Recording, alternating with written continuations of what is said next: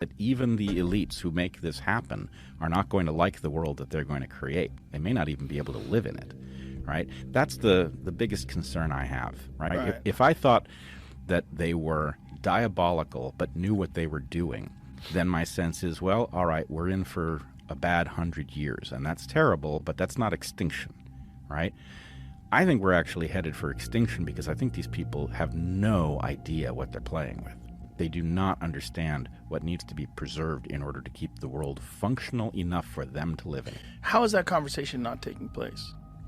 That's what doesn't make sense to me. Well, is it coming from a place where they never feel like they're ever going to go back to poverty or to any sort of chaotic world that we could envision if everything falls apart? There are other hypotheses that are darker.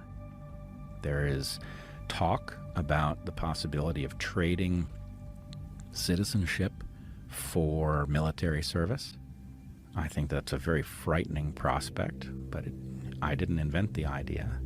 It has been discussed, and the problem is that to the extent that we saw things like the vaccine mandate drive out the skeptics from the military, this process would also bring in a lot of people into military service who would have more reason to follow immoral orders than a citizen soldier who had been American their whole life.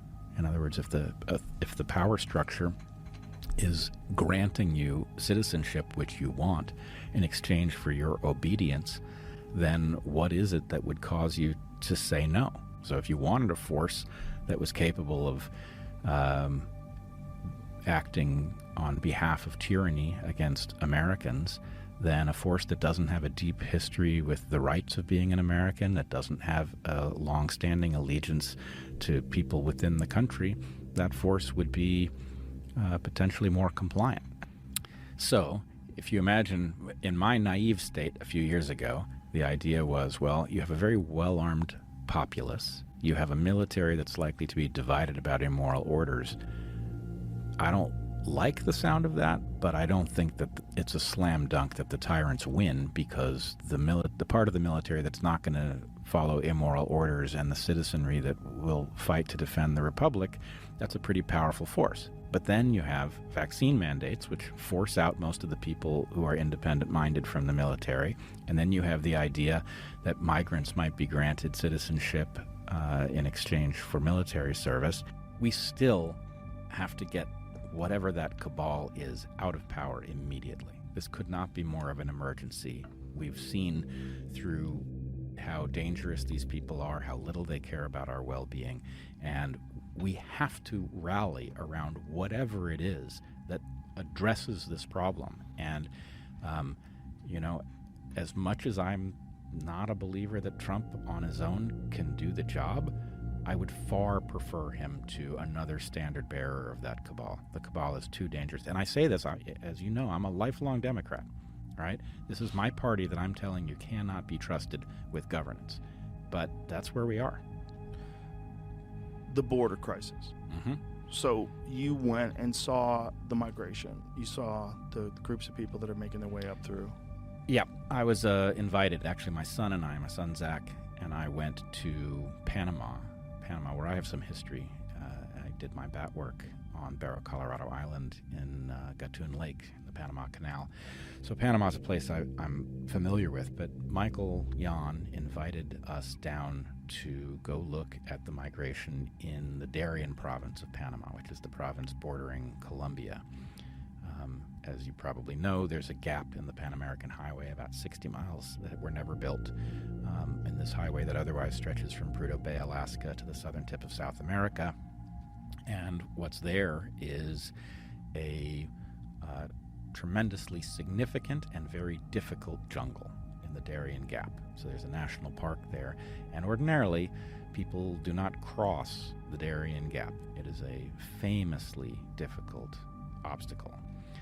And what we see there is that the international community is encouraging a massive migration of people from South America into Central America, and that almost all of those people are ending up crossing our southern border and entering the U.S. The ones who are questioned are claiming political asylum, which is not accurate. So we talked to many, many migrants, and the universal story amongst the migrants who would talk to us is that they were fleeing bad economic conditions in the direction of what looks like greater opportunity. They've been told by the international community that they should come across the Darien Gap, where many of them are not surviving the trek. It's extremely dangerous. And they're migrating north.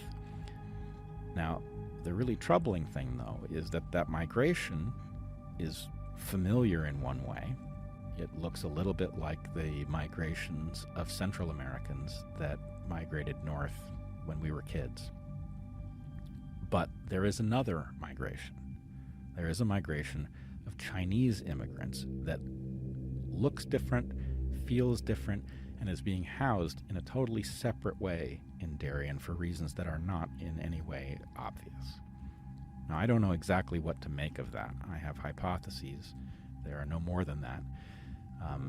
But the Chinese migration is not forthcoming about why it is migrating.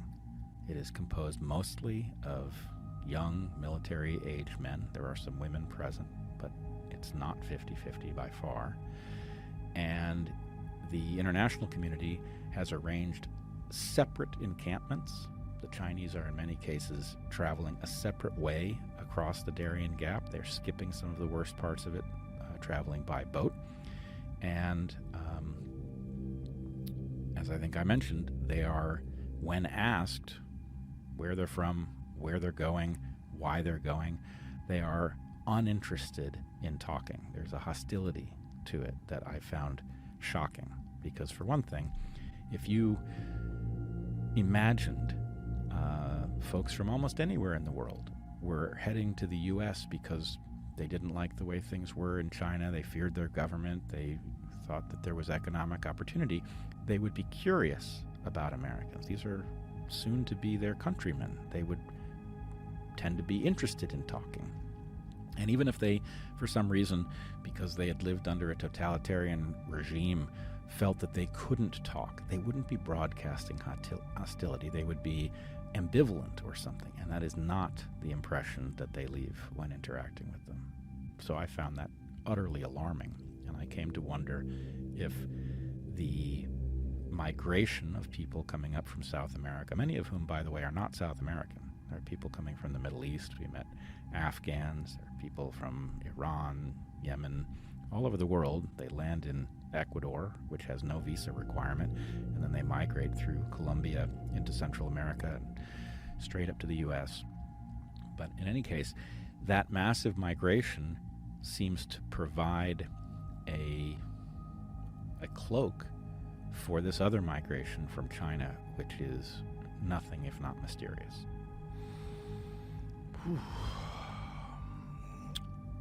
Why are they letting it happen?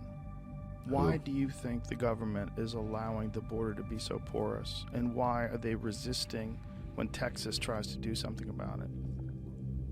Well, I always worry when we're trying to understand what's happening and the information is not being shared with us. You have to ask yourself the question of how many separate things are in play, right? Before I went to Panama, I thought there was a migration of people. Now I think there are two. One of them's clearly a migration, and the other one could well be an invasion. So if I know that there are two things, then I can put them in two categories, and I can ask myself the question, why is this being allowed and why is that being allowed? The consensus, maybe consensus is too strong, but the belief amongst many who have been on the story of the migration for years now is that this is a ploy to create voters, democratic voters. And I don't think that's impossible. I think that's probably playing a role. I don't know how realistic it is. I don't know whether or not it is clear that migrants necessarily carry the likelihood of voting blue that the blue team imagines. But anyway, I think that that's a plausible explanation in part, but I don't think it really covers it. There are other hypotheses that are darker. There is talk about the possibility of trading citizenship for military service. I think that's a very frightening prospect, but I didn't invent the idea. It has been discussed, and the problem is that to the extent that we saw things like the vaccine mandate drive out the skeptics from the military, this process would also bring in a lot of people into military service who would have more reason to follow immoral orders than a citizen soldier who had been American their whole life. In other words, if the power structure is granting you citizenship which you want in exchange for your obedience, then what is it that would cause you to say no? So if you wanted a force that was capable of acting on behalf of tyranny against Americans, then a force that doesn't have a deep history with the rights of being an American, that doesn't have a long-standing allegiance to people within the country, that force would be potentially more compliant, and that worries me. That should worry you. I really didn't consider that until you just said that. But my thought about this idea of the military turning on the citizens was always, but the military is citizens, and many of them are deeply patriotic and unlikely to do something like that. But if they did swap out immigrants, and they did do that, holy shit. This is exactly... Then you have a real coup. This is what spooks me, is that in thinking about the various scenarios 5 years ago, even 3 years ago, I would have said, I fear that somebody is going to issue immoral orders to the military, but I'm convinced that the military will divide over them. That there are those who will carry out immoral orders, and there are others who won't. And at the same time, there was a senator, I think, from Massachusetts that introduced a bill to ban what they call paramilitary training, which is just training with firearms, like to get better at them. Right. So the idea is you have a right to keep and bear arms, but you can't be good at them because you can't practice. So if you imagine, in my naive state a few years ago, the idea was, well, you have a very well-armed populace. You have a military that's likely to be divided about immoral orders. I don't like the sound of that, but I don't think that it's a slam dunk that the tyrants win, because the part of the military that's not going to follow immoral orders and the citizenry that will fight to defend the republic, that's a pretty powerful force. But then you have vaccine mandates, which force out most of the people who are independent-minded from the military, and then you have the idea that migrants might be granted citizenship in exchange for military service. And has that been introduced anywhere, or is this just a complete hypothesis? No, it's not a hypothesis. Actually, maybe Jamie, you could look it up. I don't want to slander anybody, but yes, I believe it has been raised by at least one senator. Jesus Christ. Is that the paramilitary thing? No. The other thing, the thing about granting citizenship to illegal immigrants in exchange for military service. So, in any case, I did not. It took a lot of thinking about different pieces of the puzzle to begin to wonder about something like this. But having wondered about it, it doesn't disappear from my mind as, oh, that's just simply crazy. Actually, this, given the number of things that don't add up, this begins to explain them in, a reasonably parsimonious way, and it has me worried. But that is not inherently, in fact, it is probably not the same thing as what would explain the concentration of Chinese migrants. Right? The Chinese migrants presumably have left China with the knowledge of their government. The bias of that group in favor of males is something we can talk about if you want to, but it has an obvious interpretation. And that ought to frighten us as well, right? So at the same... How many are we talking about? Is there an estimate of how many military-aged Chinese men have gotten into the country? Now, I'm always hesitant, at this point in the conversation, because what I saw is what one person looks at through their eyes. So I'm in no position to estimate that. But I believe we are talking about tens of thousands. Certainly, when we're talking about the entire migration, we are talking about millions. And the number that is flowing through Central America, you know, the flow-through rate in a given day is many thousands. So